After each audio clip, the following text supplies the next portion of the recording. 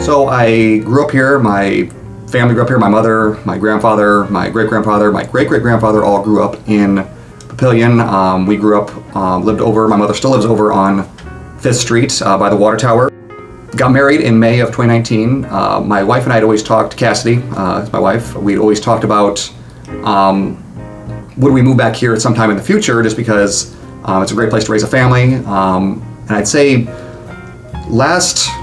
in 2018, we had Papillion days, we watched the parade, went down to the fair, walked over to Twisted Vine and got a drink with some of my family, and kind of at that moment we said, yeah, this would be, it was kind of one of those magical days where it was nice out, we had the whole family time, the adults went and got a drink for a little bit, so just a super fun day. We decided at that point, yeah, maybe we should consider doing this in the very near future. And then this most recent summer, 2019, we started doing a lot of just walking around Walnut Creek, walking around Prairie Queen, just talking about it. And it was that point where it went from we should do this to we have to do this as soon as possible. So the thing about buying a home is you're not just buying a home, you're buying the place. And it's always good, especially if you're not from here, to start off knowing someone that is from here, whether it's the realtor or the loan officer, someone that can, if you don't have your own business, everyone has maybe a little side hustle, maybe just needs some connection to someone that can assist them on their house, or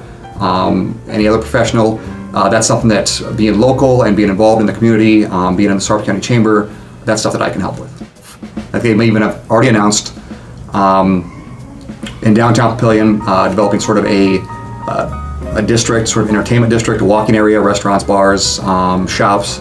Over by Warner Park, they're developing a little, looks like village over there with some restaurants, shops. Just and something I think that was missing here was just an entertainment area with walkability, and I think they're starting to really develop that here. And I think once you get that, you have all the benefits of the small town, but you also have stuff for entertainment, so you don't have to go all the way over to Omaha to do that. I heard it said that, and I don't know if this is accurate or where I heard this, but that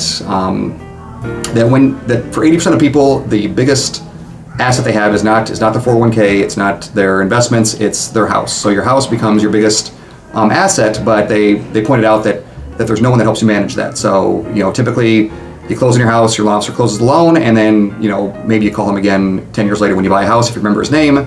My goal is to make sure I'm reaching out to you several times in that first year to make sure you're all set on the mortgage, but then also following up, keeping track of the value of your home, where your loan's at, what the market looks like now, and if there's something we can do. I always do annual calls, reach out to see if you want to go over your mortgage, go over your home value, just see where you're at. Maybe things have changed. Maybe your house is too small for you. Maybe it's too big. Maybe you thought you were going to be there for 30 years, and now you might be moving in a couple years, and maybe there's something we can do to benefit you with that asset, with your house and with your debt, the mortgage.